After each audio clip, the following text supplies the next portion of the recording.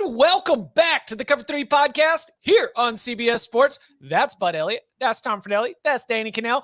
I'm Chip Patterson. Excited to get your weekend started right with the dive into the big old bag of mail. That's right. We come to you live Thursdays, 11 a.m. I already know you've got it in your calendar because it's the same time and the same place where you come to get these locks every single Thursday heading into the weekend. And so come and join us, whether you're on YouTube, whether you're on Facebook, whether you're watching on Twitter, youtube.com/cover3, the traditional place where all the old school viewers and listeners have been coming to join us. If you want to participate by having a question in a future mailbag episode, the way you can do that is leave us a 5-star review. And in that review, go ahead and put your question. We'll add it to the big old bag of mail, throw it in a future mailbag episode.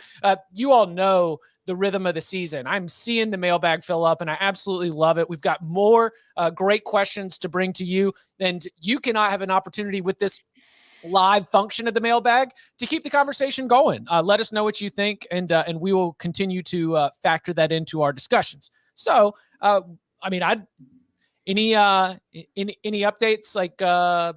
Any updates on board? Tom, do we have any Europa League winners for the live people out here? I would take Atalanta today on the money line, and my other pick for the day is the under 2.5 in Napoli-Barcelona. Maybe we're going to extra time, each score a goal, park the bus, and then flip a coin. And you can watch all Europa League on Paramount Plus. You can. Absolutely. All right, let's dive in. We had a little bit of a discussion about the college football playoff. The way that things have gone since they announced they would not be expanding before the end of the current contract, before the end of the 2025 season. And this question from Kel has a little bit of a zoom back aspect to it. Kel asks, hey guys, love the pod. Just some food for thought. Is the health of college football better now than it was 15 to 20 years ago with the BCS bowl system? Or do you think the playoff has been better for the sport? So the health of college football, are we in a better place, a healthier place now than we were with the BCS and the bowl system? What do we want to say is like the peak BCS? Because I thought that was an important part of this. BCS starts in 98, runs until 2013. When I think about the BCS era, I'm mostly calling it the early 2000s. Is that the way that you all would approach this? I would call it the 1998 to 2013 era. All right, fine. All right, so Tom, tell me, are we in a healthier spot now than we were back then? I mean, it kind of depends on your definition of healthy, doesn't it? Like I don't know what. Like if you're talking financially, hell yeah, it's a lot healthier than it was during the BCS era because everybody's making a lot more money than they had been, and the TV deals just keep getting richer and richer. As for the sport, I don't know. I think that's just kind of it's a difficult question to answer. I would say it's about the same, except for the money. Yeah, I mean, you had a lot of different teams win in the BCS era. But you also had like incredible SEC dominance in that era that we have not completely seen in the playoff, although it's certainly continued somewhat. And the last three obviously have been, from the SEC. There's so many aspects to evaluate the health of the sport. Is it healthier now for players? I think so. Yeah. Is it healthier now for coaches? No, probably not, but that's also not necessarily related to salary. For sure it's healthier. Yeah. I mean, the money has exploded, but it's, not, I don't know that is necessarily fully playoff related as far as the health, the other aspects like the portal and things they don't like. Those are sort of independent of the playoff. I would say overall, I don't really like how the playoff has gone because I feel like it was a half measure, right? It was trying to like we got the playoff because of LSU Bama. And because we wanted to keep all the bowl people happy who kept greasing all these conference officials, they went to a 4-teamer instead of something that is a little more representative of the whole sport. I'll say worse because, and this is almost projecting in the future a little bit, and but I hope we can fix it. I mean, it really feels like it's been more regionalized than ever with the dominance of the SEC coming up. I mean, thankfully, the Big Ten has produced multiple, options. Ohio State, Michigan. We saw Michigan State make the playoff. But look around elsewhere. I mean, it's been one team primarily from the Big 12 in Oklahoma. The Pac-12 has been irrelevant the last 4 or 5 years. Looking back over those lists, USC was, in the mix. At least Oregon with Chip Kelly was there. Like, it just felt like nationally the sport was healthy. And I think it's interesting because I think if you're an SEC fan, you're probably thinking, no, the sport's great. Like, it's awesome right now. But I think as far as the overall health of the sport, I'd say it's a little weaker than it was. And the reason I ask, because yesterday we talked a lot about NIL future, when the pay, all the future. And, looking through our comments and listening to callers on the radio show and tweets, there's a lot of people that are upset with NIL and like, oh, this is ruining the sport.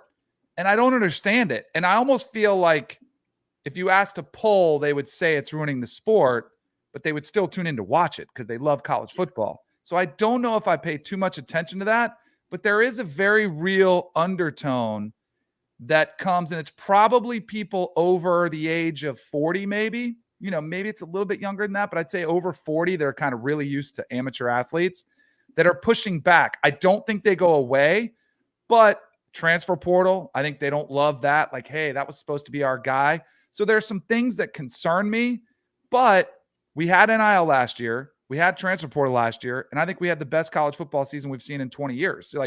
So there's a concern that's in the back that I look at it. I'm kind of worried about it, but I think we're in a good spot moving forward. I hope we are, but there are definitely some concerns. Yeah, and I think Danny brings up a good point there, because as far as is the sport healthier, probably depends on where you are. Because if, like you said, if you're the SEC, hell yeah, it's healthy. Everything's great. Everything's fine. We're making more money. We're winning. If you're the Pac-12, there's absolutely no way in the world you can argue that the sport is healthier than it was during the BCS era. If you're the Big 12, you can't really make that same argument because you've kind of just became Oklahoma's conference during the playoff era for the most part. Because if we think back to the BCS, since then, the Big 12 has lost Missouri, Texas A&M, Nebraska. It's going to be losing Oklahoma and Texas soon. There's no way in the world the playoff has been healthier for the Big 12. The Pac-12 has been shut out of the playoffs since Washington was in it. There's no way in the world that it has been healthier for the Pac-12. You could argue the same thing for the ACC, although I don't pin that blame on the playoff as much as the ACC's TV deal. So I don't know. I guess I'm coming to the conclusion, no, I don't think the sport is healthier under the playoff than it was under the I don't think it has to do with the postseason format. That's what I was going to say. I think the sport is very healthy right now because the players are better than ever. And the innovations that we've had within the sport offensively, and then the counter defensively, the way that it's become even more positionless and versatile, I think makes it a more entertaining product to be able to watch for fans at home. I think the way that now the national, we are obviously a national podcast. Some people decry, why do we keep making a regional sport a national sport? I believe that is a very fair argument and an interesting discussion when we talk about college football. But the fact that you can recruit from all over the country, like it's not just Notre Dame with the national recruiting footprint. It's Alabama with the national recruiting footprint, Ohio State, like everybody can get players from all over the country. I just think that the product itself, not everybody. The playoff teams can get anybody from all over the country. That's the problem. That's where it's like, I get what you're saying, but as far as the overall health of the sport, yeah, the players are better than ever. The problem is they're all on the same 6 teams. They're all going to the same schools. And now with the transfer portal and the freedom of movement, players that don't start out at those schools are being funneled toward those schools. So it's a really difficult question to answer. There's plenty of arguments for, yes, it's healthier in some ways and it's unhealthier in other ways. And we're just going to have to figure it out and adapt to it. It's also really difficult to separate the playoff era and the BCS era, which we can evaluate separately from were the things in this era caused by, the postseason format. Mm-hmm. Like the playoff did not cause USC to make 3 ridiculous athletic director hires in a row. And the Pac-12 cannot be carried by Oregon. We've seen it be tried over the last 10 or 15 years. Like, I know Oregon fans will hate me for this, and I don't really care. They're a great 2 or 3 in a league. They're a really great 3. They're a solid 2. But the Pac-12 cannot be a nationally relevant conference unless you have one brand on top. And we've already seen it. Like, they haven't been to the playoff in forever, and USC's never made the playoff. And yet, snap your fingers, make a decent AD hire, make a good head coach hire, spend the money, and they're right back. Like, they're going to be in the running for the #1 recruiting class in the nation this year.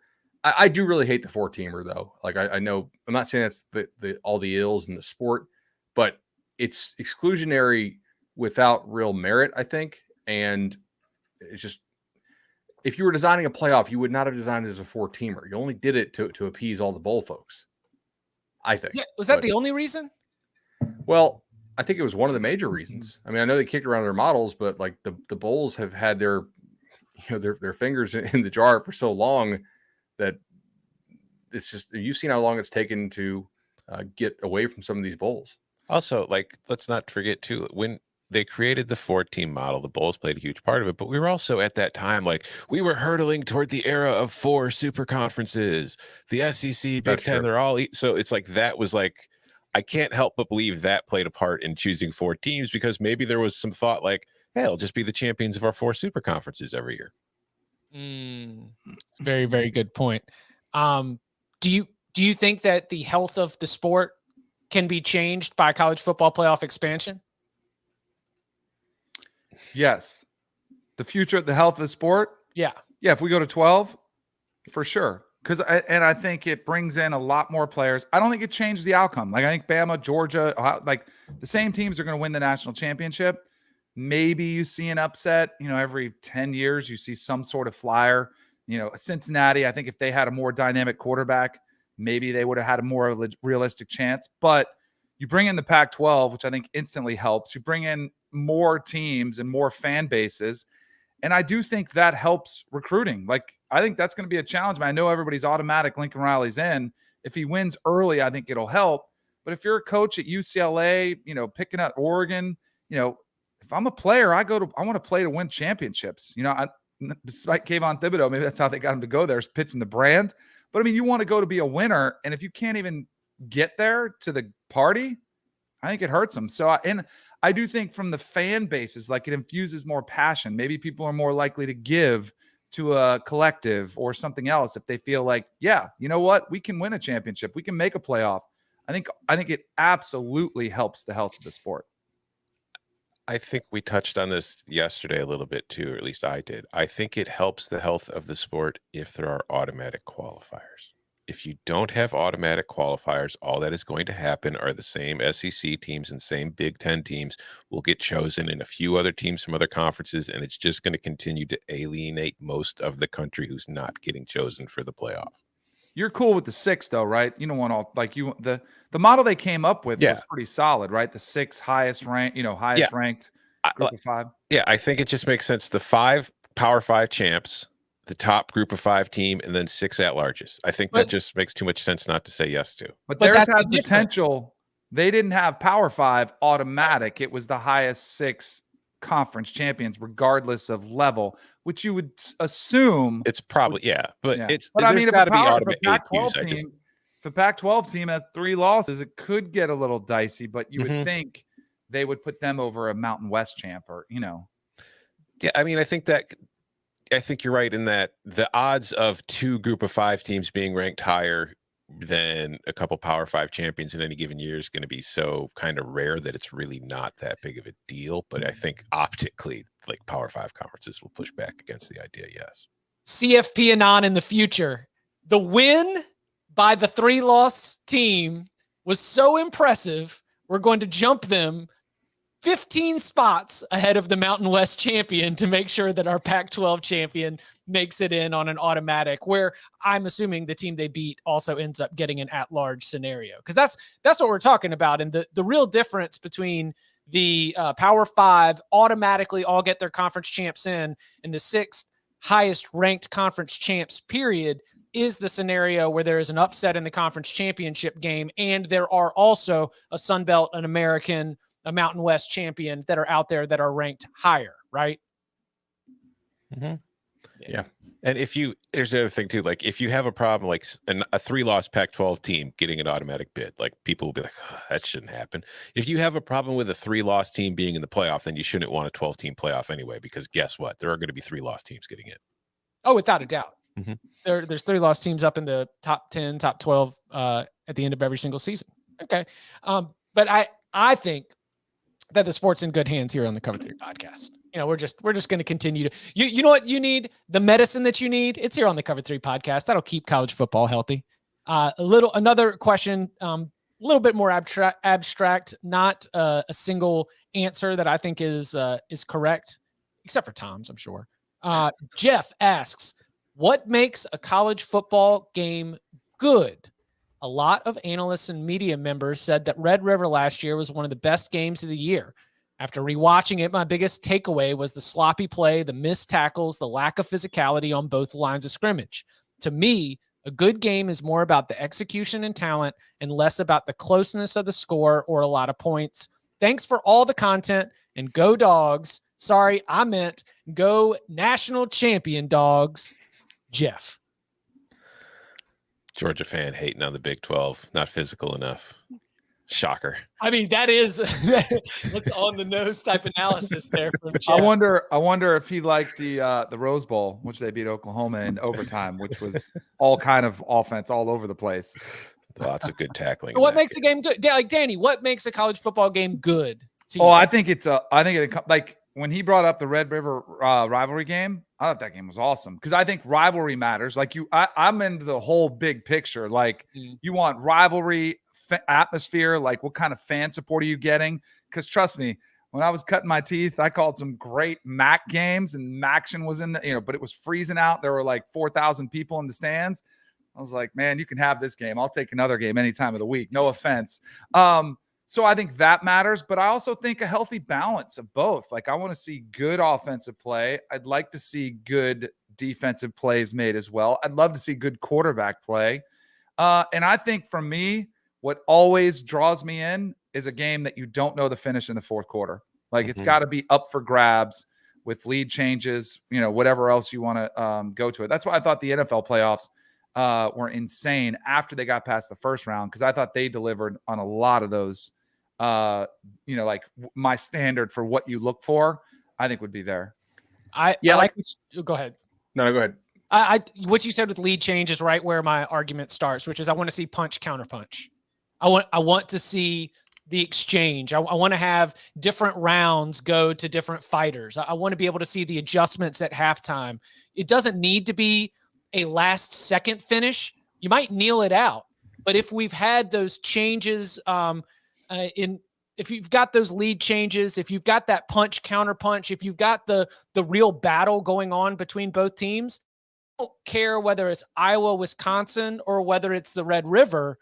There are different ways that you can have that kind of competition, because that to me is what makes a game good, is when the competition is really, really good. You can have lesser talent produce a really good football game. You can have both rosters and both starting lineups filled with future NFL draft picks and have a good game or a bad game. But to me, a college football game is good, and I find myself compelled and intrigued when you have that back and forth shifting of who's got the game in hand. They're letting go of the rope a little bit. Just so much about it needs to be a back and forth between the two teams. That's probably at the core of what my argument would be. Yeah, I think Chip and everybody really nailed it. Like, I don't need to have lead changes. I need to have like win probability changes. I don't mean to get nerdy here, but like, okay, if you get down in the red zone and it looks like you're going to take the lead, and instead you have to settle for a field goal, or like you actually get stopped or have a turnover.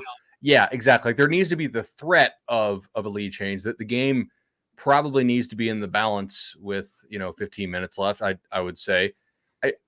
I don't want guys running wide ass open unless they've been schemed that way. Like not just horrendous coverage busts. Which you had some of both in Red River. To be fair, I don't really enjoy the extreme defensive slugfest in the sport of college football, mainly because it's not that hard to score points if you're well coached and you're executing. The rules really do favor scoring some points. So like you could tell me, hey, 9-6 was a great defensive game.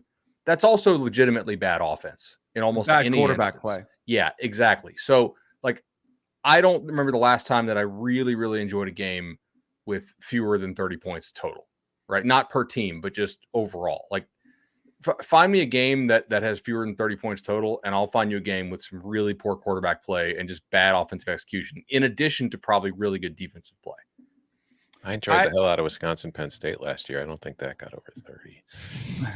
But that did have some fun stuff, like incredible, like good long drives, and then just horrendous red zone turnovers.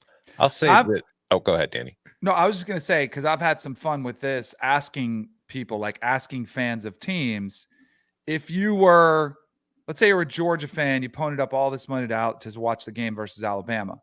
Would you rather see a completely dominant, 41-14 blowout, or would you rather be on the edge of your seat, like, just sweating it out all game and you win late? And I was surprised at how many people say, just like, because I would be upset if I shelled out a bunch of money, not upset, but I wouldn't feel as fulfilled if it was 41-14 and be like, I kind of want to see a good game. And a lot of Georgia fans are like, nope, I don't care. Like, we got the championship, like that's how far I'll go. Cause I've always wanted, like, I have a buddy that's a Bama fan that has been to like I would say since he was a kid, he's in his 40s, since he was like 13, he hasn't missed an Alabama home game. I'm like, does that get fun? Like, what? Like, is it still fun for you to watch them, in every game, not just LSU, every single game when they're blowing out opponents? Like, yeah, we love it. I'm like, that's not me. Like, I need to see. And I think that does speak to why Saban is calling out students like, hey, we need to stick around. We need to make sure we get good atmospheres when we are a 30-point favorite. So I always thought that was interesting, because some fans are like, I don't care. I just want to win. And even as a fan of my home team, I still enjoy a game more if it's close and hard fought. I think the only time you can ever really enjoy a blowout is when it's your team doing the blowing out. Yeah. So as an Illini and a Bears fan, every couple of years I get to really enjoy a football game. But when they play an FCS team, it's like that 1 week every September, it's like, woo, this game's awesome.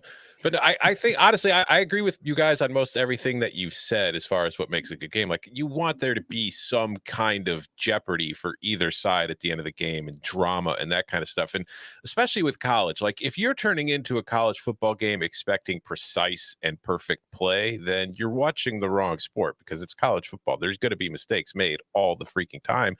And a lot of the mistakes are, they're not flaws as much as they're part of, they're what's the saying I'm thinking of? They're a feature, not a flaw.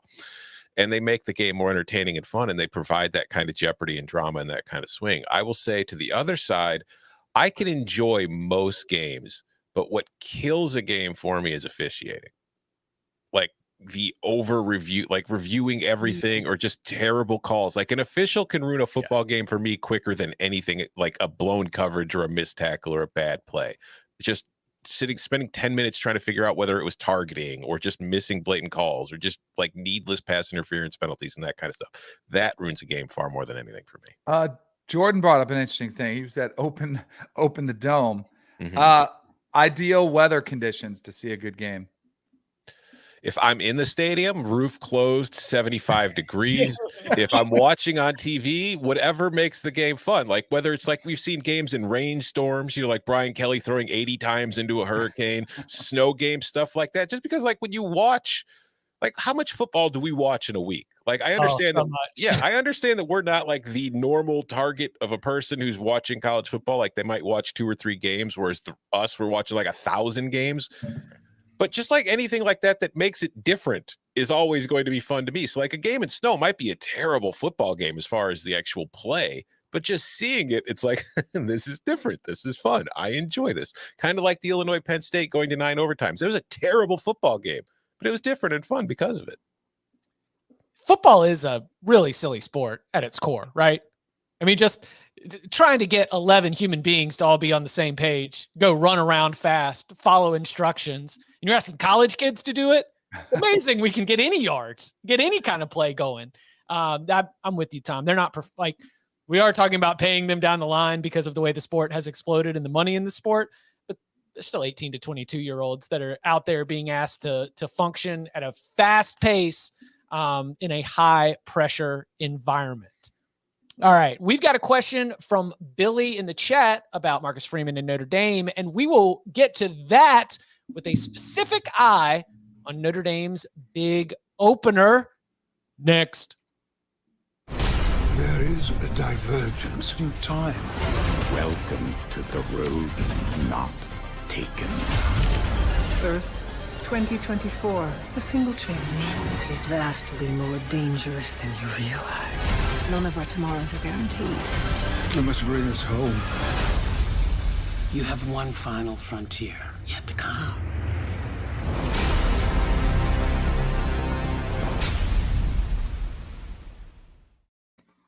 So in a previous mailbag episode, we got a question asking for us to grade and provide some analysis for Marcus Freeman's staff hires. In doing so, we took a look at Notre Dame's upcoming schedule. And I think that if I remember correctly, please correct me if I'm wrong, we had the general assumption that this is going to be a really good team that's probably going to take 3 losses. Probably just because of the strength of the schedule, what we've seen from USC, or what we assume is going to happen with Lincoln Riley and Caleb Williams' arrival. You break it down and you're like, man, they could be one of the better, top 10, top 12 teams in the country from a power rating standpoint, and still find themselves with a couple of losses. Well, woo, that's not what our good listener wants. He says, give me a reason. Why shouldn't Notre Dame beat Ohio State? Oh, by the way, season opener, September 3rd, Notre Dame against Ohio State. Why shouldn't Notre Dame beat Ohio State? The pass rush versus CJ Stroud is in our favor. They have better receivers than our secondary, but our O-line, Notre Dame's O-line, is going to be elite. Tell me why Notre Dame shouldn't, why Notre Dame shouldn't expect to beat to beat Ohio State. Well, I think Ohio State has better players at most positions. They also are playing the game in the horseshoe.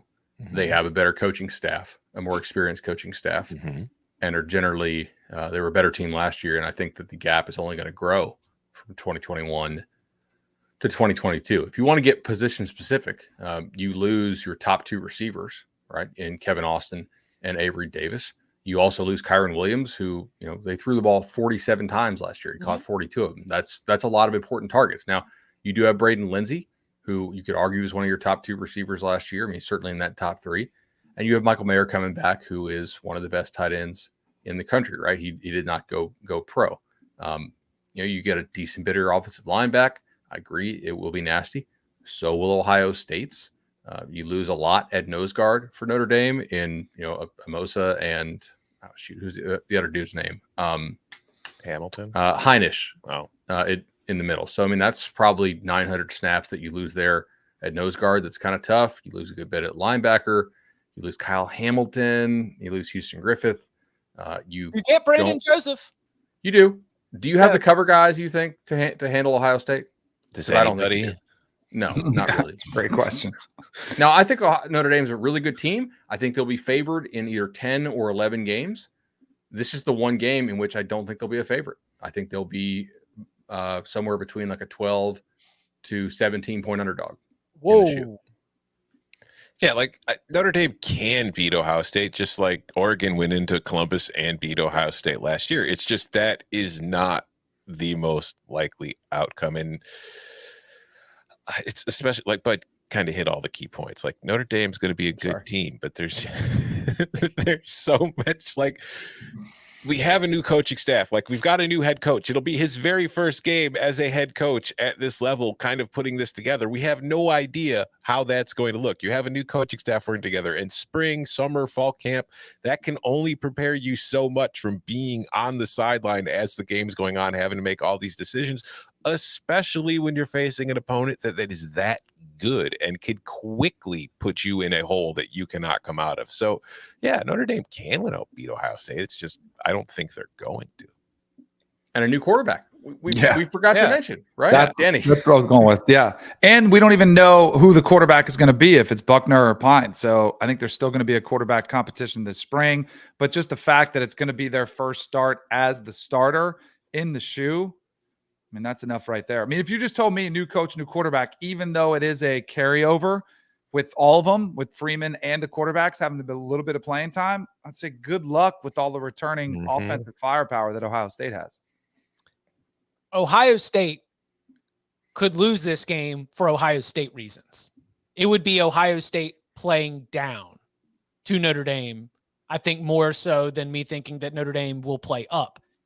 I think it's possible that this Buckeyes team could come out first game, ton of hype expectations. You'll think about like, obviously the finale, the record-setting Rose Bowl, Jackson Smith and Jigba is going to be one of the superstars. CJ Stroud, Heisman Trophy. I mean, there's just going to be a lot around this Buckeyes team.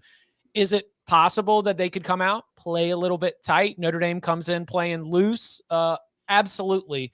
But I think that if Notre Dame, if I'm speaking to the Notre Dame fan who clearly thought that we were dismissive about their chances to win, I would say that your chances to beat Ohio State, unfortunately, are not as much in your control, because Notre Dame playing at its peak and Ohio State playing even maybe at normal is still an Ohio State win. You would need a subpar Ohio State performance to be able to give yourself a shot to win, especially in the horseshoe. And like you just mentioned, like, okay, so maybe Ohio State comes out flat. Let's go to the Rose Bowl that you just mentioned. Ohio State came out flat. It looked pretty damn near disinterested, and that was placing a good Utah team, which of course was without plenty of players of its own. But what happened once Ohio State flipped the switch and started playing? They looked pretty damn good. And 300 receiving yards by one person. Yeah. Yeah. So it's like, even if Notre Dame gets off to a good start, it's still Ohio State, and it's still going to be at home. And if it gets its act together, like when Ohio State plays well, there are very few teams in the country that are capable of beating it, period. Yeah. I mean, and look, I have Notre Dame as a top 10 team. Mm-hmm.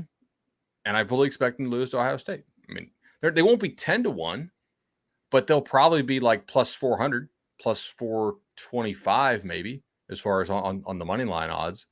Ohio State also, they do have to replace a good bit along the defensive line. They have recruited fairly well on that side of the ball. But where they have a whole lot of experience is defensive back and linebacker, right? They returned all 5 of their top defensive backs as far as snaps last year. And Tanner McAllister transfers in, who was an all Big 12 corner, I believe, twice, or safety rather, at Oklahoma State. They have a new defensive staff who we think will be an upgrade, but of course it is just game 1. The chat's saying Avery Davis is back, so I'm going to check my notes on that. I might be wrong on Avery Davis being out. If so, I apologize. That's actually pretty helpful, I think, to not lose your slot for the Irish. And I think the big thing is that we know, who is going to replace some of these guys, right? For Ohio State? Yes, exactly. Yeah, like they lose Garrett Wilson, they lose Olave, they lose Jeremy Ruckert, but we already know the guys behind these dudes are studs who would probably start for Notre Dame. That to me is the difference. Okay, so do you have your Notre Dame spreadsheet pulled up right now, bud? It sounds like you do. I do, yeah. Okay, so the season opener is against Ohio State. You guessed, what was it, 10, 14, 17 points, maybe like plus 425 on the money line. What about the season finale, Notre Dame at USC? USC, so like from any handicapping or power ratings perspective, there's going to be some difficulties in trying to figure out how you're going to assign a number to this group. But how would you handicap that game as we sit here in February? So, I mean, I think Notre Dame is at USC. Correct. But like I would have them by 12 right now. I think USC's defense is probably trash. Oh, interesting. And they have not done much to fix that like the USC's defensive transfers. Where are they? Right? Like I don't think the guys they took in the transfer portal on the defensive side are really all that special. I do think Buckner will start for Notre Dame, by the way. Like I'd be surprised if True Prime beats him out, but I think you gotta have the quarterback battle there. I mean, at least you still have Tommy Rees. He knows exactly what he's got in all those quarterbacks, and goodness, they figured out some ways to piece it together for some wins last year. Wasn't always pretty, but they found ways to come up victorious. Also, Notre Dame is getting another super senior back that I think I missed on my sheet. Houston Griffith is apparently coming back, so that would help. All right, what about their roster? The way they do it is incredibly annoying. By the way, Mm-hmm. like I don't want to complain about Notre Dame, but like they don't list the guys by eligibility; they list them by this academic nonsense. Yep. And like I'm not saying they don't go to class; they clearly do, and it's a good school. But like, please change your depth chart to how the rest of college football operates. You're going to tell Notre Dame Notre Dame, independent ass Notre Dame, to go and bend to the rest of college football. They didn't invent the sport, and they certainly didn't invent the depth chart. You know what needs to happen? I have a Notre Dame guy. Look, I mean, like that. I'm all about sweet. Notre Dame. What we need is Notre Dame players to go into the athletic director's office one by one and put their jerseys on the desk and demand that they change the depth chart. It's I've heard that works to get your way within the Notre Dame football program. If every person in the team goes and puts their jersey on the desk, then we can get our way, and we can finally fix Notre Dame's depth charts for Bud. Hashtag for Bud for all your Notre Dame interest this year. You just mentioned the transfers. One team we've talked about a lot with the transfer portal this year has been Brian Kelly's LSU team. Mailbag question. LSU has brought in a giant wave of transfers this offseason. It makes sense as a way to plug holes on a roster that had serious problems for a brand new coach that didn't have much of a chance to work in the traditional recruiting cycle. But is this really a good thing for this team? Typically, LSU isn't recruiting a bunch of guys who go to Missouri or East Tennessee State. Are these guys, at least on average, any good? Or is this really just a Band-Aid for a team that's going to need a couple of recruiting cycles to get the roster in position to compete again? I think LSU did a really nice job in the transfer portal, like a really nice job. But what are you starting from here is an issue for me. Like how good will these guys be for you is partially determined by like how good is your actual roster coming back, right? Because some of these guys would start for like an average SEC team. Last year, LSU was not an average SEC team. They were like far below it, right? And they've played poorly for 2 years. I mean, we talked to Bill about this. Like that. Getting Mekhi Wingo from Missouri, I think, is really nice. I mean, that's like he was all SEC freshman team, right? And he up and transfers. They get Jarek Bernard, who I know we actually like better now than we did coming out of high school, right? From Oklahoma State to LSU. You get Fields, the backer from South Carolina, who could be a depth piece, could start. You get Greg Brooks from Arkansas. Like they took two guys from Arkansas who I thought were solid players from Arkansas, and Greg Brooks and Joe Fauci. Miles Frazier is a guy that I know different staffs had different opinions on. He was a multi-year starter for FIU at the offensive tackle spot. I assume he'll play tackle for them. Not completely sure on that. I know some staffs liked him better than other staffs did. LSU's had some real struggles along the lines of scrimmage in the last 2 years, which is weird for having a coach like Orgeron who prided himself as far as an O-line guy. Noah Cain, I love Noah Cain. I've interviewed, like I'm probably biased here. I've interviewed the guy a lot of times when he was at IMG. Really nice kid, but not the same player post-injury, at least in his stint at Penn State. So we'll have to see, right? Maybe he bounces back and finds another level. Maybe he doesn't, but they've done a nice job. We have them as a top 5 transfer class, despite Lane Kiffin, trying to dunk on them. That's the thing. Like with fans are going to have to adjust with this transfer portal era. It's like being ranked highly in the transfer rankings is cool and all, but if you're there because you've got 13 transfers, it's probably not great. Because the reason LSU's ranked so high is because it had so many holes to fill, and it had to because it lost so many players to the portal going the other direction, and you've got a new coach coming in. So, it's not really a situation you want to be excited about. Like, I'd rather have a class of 2 transfers who are both like really good players than have 13 kind of, okay, this guy's depth, but this is more of a necessity kind of situation than, a luxury. So yeah, I agree. I think Mekhi Wingo's a really good addition. I think that Greg Brooks is a good addition. I think West Weeks is a great name. I don't know if he's going to be his player, but it's an awesome name. I like him a lot, actually. I thought that was a steal. Yeah, he was at Virginia. So what position was he playing at Virginia though? He was doing some like safety linebacker stuff. Okay. So, but it's just one of those things. It's like, transfers, I feel like now, especially too, because it's still kind of new and cool, like they get overinflated in the minds of fan bases. Like suddenly a guy leaves a school and comes to your school and he's a better player than he was. And that's not usually the situation. There's flaws. There's reasons he's leaving for most of these guys. So if you're LSU, this class is pretty much just to fill holes, I think, for the most part, to make sure you have enough bodies this spring and in the fall getting ready for the season. I think also, too, I think there's more of a culture problem than a roster problem. I think the roster will sort itself out over the year or two, but I think they need a little bit more discipline, a little bit more tighten things up a little bit.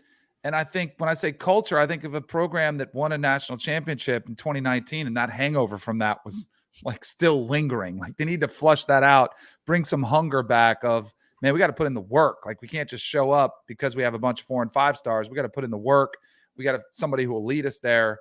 So, and then aside from that, like, again, it always comes back to quarterback. Like if there was a splash at QB, maybe make a little bit more significance for me as a difference maker, that would bump up the entirety of the whole class. But I agree with everything you guys are saying so far. I mean, some of these guys aren't even listed second. You know, most of them are second or third on the depth chart right now. Now, I know you still have spring to go, but to me, that goes to the talent that's already there.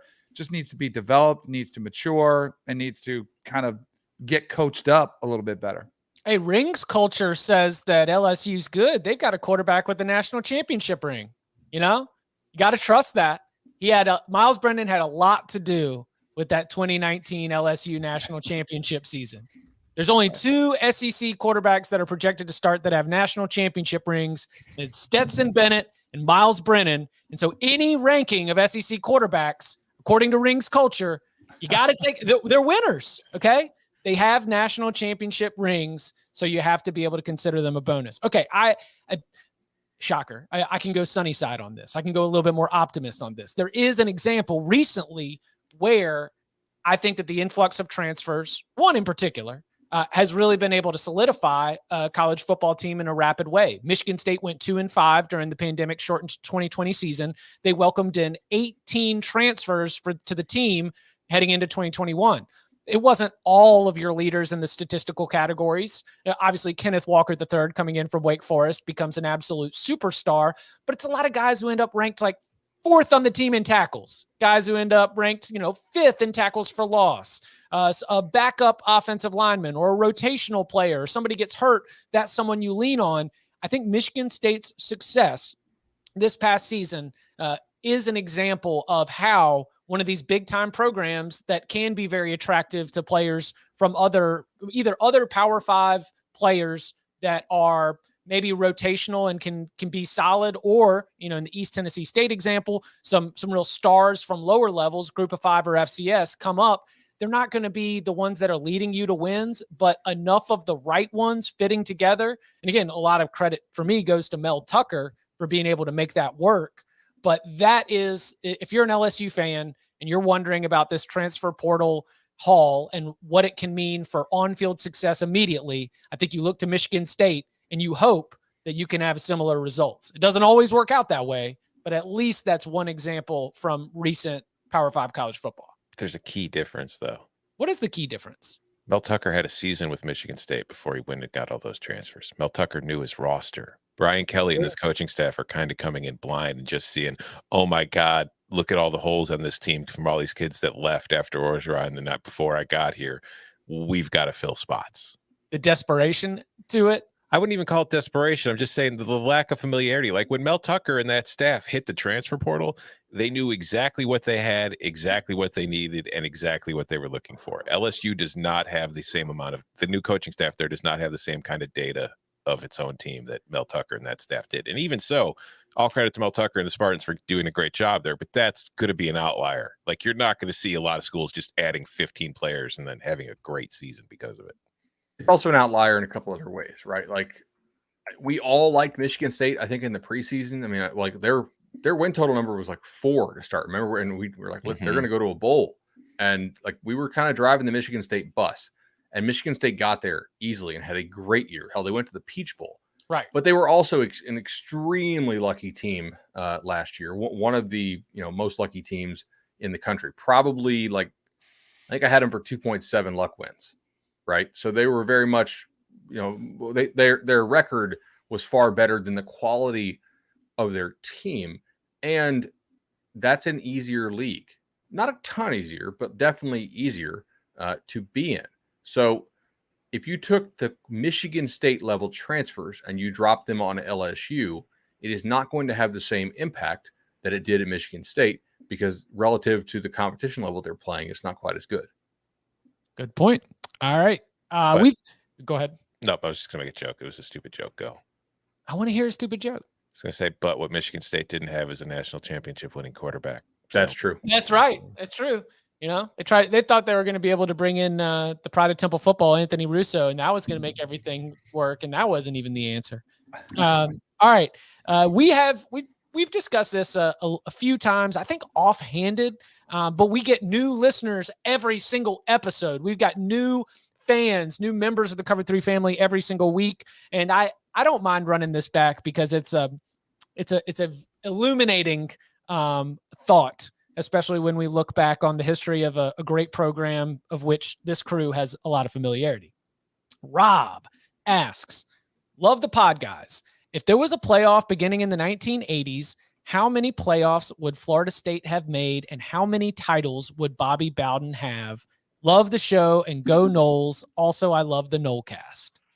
All right. So when we talk about all those top 4 finishes, that means that there would have been opportunities to be able to go and play it out against the other top 4 teams. Yep. Danny. I came up with a number. I'll be curious to see what Bud says. I think, so Coach Bowden finished with 2, 93 and 99. I think he would have finished with 5. I think there are 3 teams in there, all different eras, that would have, if given another opportunity, would have won the national championship. And one of those I would have been a part of, but not as the starter. My freshman year, when we lost, we had one loss. So I looked back and I kind of went with the 1-loss teams. And I did like, my thing is, if Randy Moss was playing, we would have won a national championship. There was not like no other, like that would have just been it. But the other years, and I didn't even look at how many times you would have made the playoffs, which I think would have been even higher. But I think the 92 team that I was a part of, we lost on a wide right, one of the first ones, which I actually held the kick. It was a close loss to Miami. But we actually ended up beating Nebraska in the Orange Bowl to finish the season. And Charlie Ward was a first-year starting quarterback early in the season, comes in, he struggles, throws a bunch of picks. They actually played me some that year. Like, I got to come in for a few series, and I was totally green, was not ready. But then Charlie Ward got his sea legs under him. They started running the no huddle, running the up tempo, the fast break offense, and it was a completely different looking team. So I think at the end of the year, Charlie Ward would have been capable of leading that team, and the defense was clearly good enough where you could have had back-to-back titles with Charlie Ward, 92, 93. So I had one there. I had one back in 87 or 88. One of those 2 teams I think would have gotten it done. And then 96 or 97. There were 2 separate times. I had the 1-loss, finishing with 1-loss teams, if given another a chance, winning one of those. So I thought 3 additional was on the low side, not the high side. Like, I think minimum he would have gotten 3. So 5 total. I agree with most of that. I mean, the range is so wide. Like, you could say 2 more, you could say 6 more. I liked the taking the idea of how the team performed in the bowl game as like one of my like triggers on whether or not I flipped it. Like, if you lost that bowl game, then I'm guessing that while you might have been one of the 4 best teams, you might have lost in the semifinals. And so I don't know. I didn't mean to cut you off, but I thought that was a fun way to approach it, where I ended up with, to your point, like 87, 88, 92, 97. And if you wanted to say 96, you said 96 or 97? Yes. 97 or 98? 90. I wrote 96, 97. Yeah. So like, obviously the odds are not that you're going to convert every one of those, but I think that in a playoff format, any one of those. Yeah. So I guess I would have 4 additional for Florida State. So I had 11 appearances, right? And they were either undefeated in a regular season or they had 1 loss, but were top 3 entering bowl season. So 79, 80, 87, 88, 92, 93, 96. I didn't give them 94, Danny, because they had the tie and the loss. That was why I didn't count that either. But with the tie and loss, they still finished as a top 4 team because they won the Sugar Bowl that year, 98, 99, and 2000. So I would say 11 appearances. How often do you win it? I don't know. Like, they were a pretty damn good team for a long time. So I don't know. Maybe you cash for those 11. I mean, Alabama's conversion rate, whether they make it or not, after last season was 6 out of 12. Yeah, I mean, so maybe 5 out of 11, like Danny was saying, is not unrealistic. Okay, well, how many of the titles that you have do you lose because of a playoff? Because now you've got to play 2 games to win it instead of just being named. You could lose 93. See, just saying, there's 2 sides to this coin. We would have. I don't think there's any way you. We got the Knowles in here just claiming all these national titles. Like, yeah, we'd have won like 15 more. Yeah, you might have lost some too. You could lose 93 because Notre Dame beat you. Now, if you rematched them, on a neutral, or depending on the surface, obviously, but back then Notre Dame was a better team for a lot of that year. So obviously, like, you can't really argue that. I don't think I would have given them 96. I think Florida was a better team in 96. Like, they played twice. One time FSU beat them by a narrow margin. The other time Florida smoked them. Now, they had food poisoning, whatever. But I mean, 11 playoff appearances is pretty good. Yeah. And obviously, like, that's like 10 in 20 years and 79. Hell, like 9 in a span of 14 years. Yeah, even Were you so hot and bothered? You just had to bounce, Danny? You think they win 93 for sure? What's that? Who else would they have had to play in 93? Like, assuming that you rematch Notre Dame. Trying to think. I have to look back at the top 25. Nebraska. Yeah, Nebraska was always right in the mix too, and they had Tommy Freeze. That was a tough out for us running that triple option. That one maybe does come more out. My comment, I don't know if you guys heard it, but if we would have got a rematch with Notre Dame, I think we would have smoked them. I think we would have had and playing in better weather, not with 4-inch high grass where they tried to slow us down. In South Bend, if we were on a neutral field, like, I think we would have smoked them. Got to overcome the adversity, Daniel. I think Nebraska, if we had the 4-team playoff during this era, Nebraska might have had a whole lot more. Nebraska would be in every single one. It's like Florida State, Nebraska, and then everybody would talk about how we need to expand because the same teams just keep making it every year. You would have had 2 rematches too, by the way, because Auburn was postseason ineligible, and they finished 4th in the AP. So you would have likely had to play like the Final 4 for that year: FSU, Notre Dame, Nebraska, skip Auburn because they'd be postseason ineligible due to sanctions. 5 was Florida. That'd be wild to play like 2 rematches in the playoff of teams you've already played.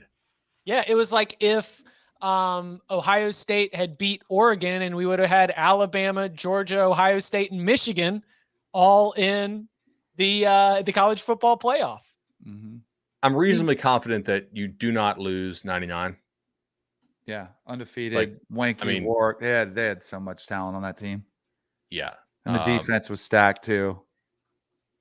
Yeah. But then that's probably it. I mean, the rest of the way, because the line is always 87 to 2000. Yeah. The consecutive top 4 AP finishes. Stupid. Absolutely bananas. So yeah, even if the college football playoff had been around in this hypothetical, we would be screaming about expansion because the same teams keep getting there, and we'd be wondering what we can do to provide more access. College football. We opened the show talking about the health of college football.